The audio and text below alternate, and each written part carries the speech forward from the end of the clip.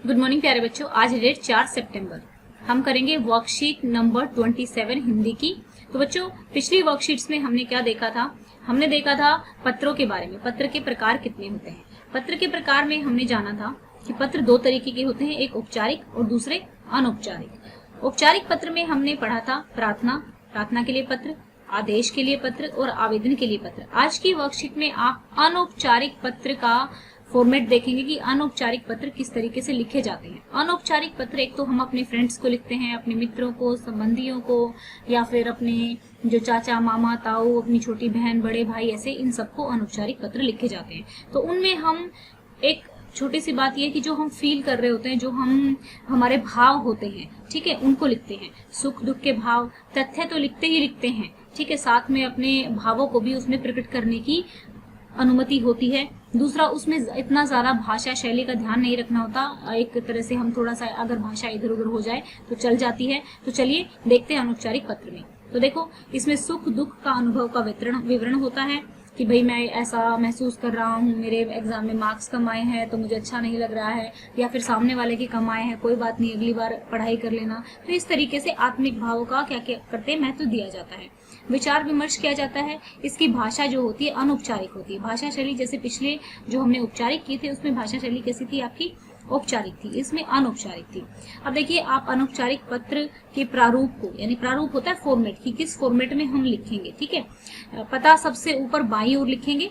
प्रेषक पत्र भेजने वाले का नाम व पता लिखा जाएगा। फिर जिस दिन पत्र लिखा जा रहा है उस दिन की तारीख लिखेंगे। फिर संबोधन, जिसको लिखा जा रहा है, जिस व्यक्ति को पत्र लिखा जा रहा है के साथ संबंध के अनुसार संबोधन का प्रयोग किया जाता है। जैसे कि बड़ों के लिए पूज्य, पूजनीय, आदरणीय आदि शब्दों के लिए इन शब्दों का प्रयोग किया जाता है। और छोटे होते हैं प्रिय, प्रियवर, स्नेही। जो लव लेटर्स आते हैं वो भी आपके अनौपचारिक पत्रों में ही आते हैं, ठीक है। अभिवादन, जिसको पत्र लिखा जा रहा है उसके साथ संबंध के अनुसार, जैसे कि सादर प्रणाम, चरण स्पर्श, नमस्ते, नमस्कार, मधुर प्यार, इस तरीके से हम नीचे लिख देते हैं। मुख्य विषय, अब विषय जो होता है हमारा उसको हम 3 अनुच्छेदों में विभाजित कर लेते हैं। पहले अनुच्छेद में हम लिखेंगे कि भाई मैं यहाँ कुशल हूँ, आशा करता हूँ तुम भी वहाँ पे ठीक ठाक होंगे, कुशल होंगे। दूसरे अनुच्छेद में जिस कारण पत्र लिखा गया है उस बात का उल्लेख किया जाता है।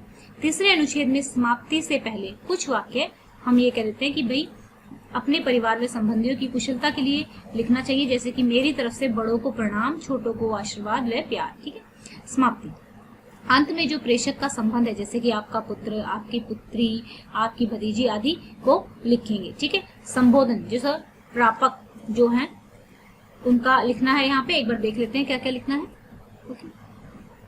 यहाँ पे देखिए, जो पत्र भेजने वाला है प्रेषक, शायद मैंने पहले ये कह दिया है कि जिसको भेज रहे हैं वो लिखना है, तो यहाँ पे इसको करेक्ट कर लेना। प्रेषक जो है वो जो भेज रहा है, पत्र भेजने वाला है, उसका नाम लिखना है, ठीक है, सबसे ऊपर। तो चलो कर लेते हैं।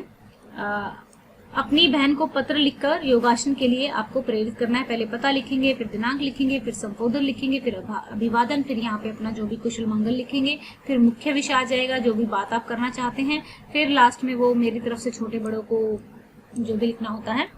तो इस तरीके से यहाँ पे आप समाप्ति कर देंगे। तो चलिए हम देखते हैं अपना पत्र।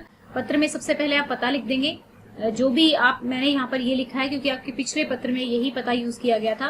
तो आपको क्या करना है कि आप कोई भी पता यहाँ पर लिख सकते हैं, ठीक है। दिल्ली, दिनांक 4 सितंबर 2020, प्रिय बहन, मधुर प्यार, ठीक है। ऐसे ही लिखना था कि जो भी संबोधन होगा, अगर बड़े होंगे तो पूजनीय लिखा जाएगा, छोटे होंगे तो प्यार से, स्नेह से, इस तरीके से लिखा जाएगा। अब हम लेटर पढ़ेंगे। मैं यहाँ कुशल हूँ, आशा करता हूँ कि तुम भी वहाँ कुशल होगी।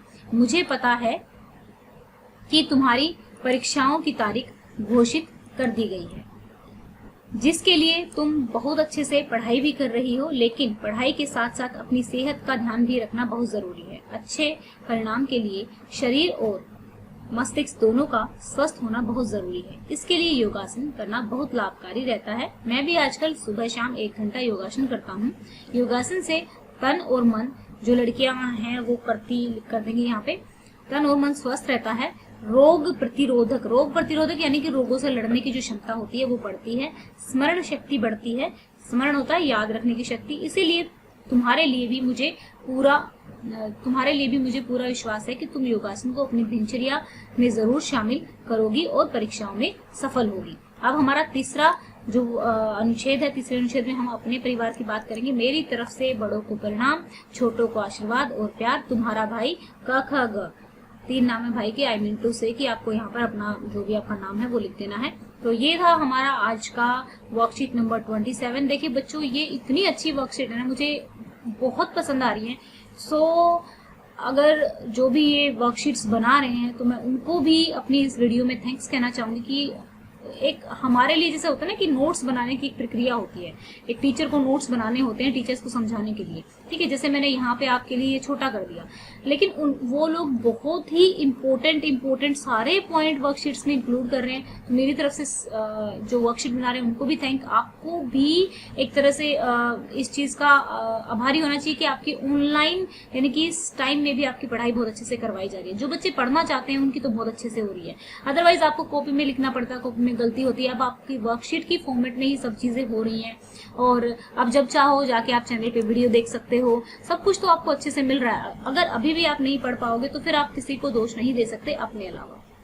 अगर आपको हमारे पढ़ाने का तरीका पसंद है तो आप वीडियोस को लाइक कर सकते हैं, चैनल को सब्सक्राइब कर सकते हैं, क्योंकि आपके लाइक करने से हमारा मोटिवेशन बढ़ता है और ज्यादा अच्छी वीडियोस और ज्यादा इजी वे में समझाने के लिए हम और कोशिश करते हैं, क्योंकि आप लोगों के लाइक हमें मोटिवेट। दूसरी बात, आप लोगों का कोई भी डाउट तो आप कमेंट बॉक्स में लिख सकते हैं और साथ में अपनी क्लास जरूर लिखें ताकि हमें पता लगे कि किस लेवल का कंसेप्ट आपको समझाना है। Thank you, have a nice day, may God bless you.